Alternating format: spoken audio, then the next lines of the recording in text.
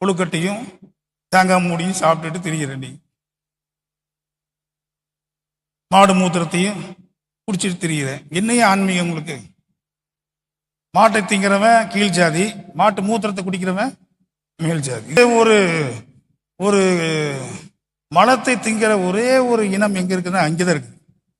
உலகத்துல எந்த இனமும் ஒரு மலத்தை திங்காது. திங்குமா? இங்கே இந்தியாவில் மட்டும்தான் அந்த மலத்தை திங்கு அந்த மூத்திரத்தை குடிக்கிறான்.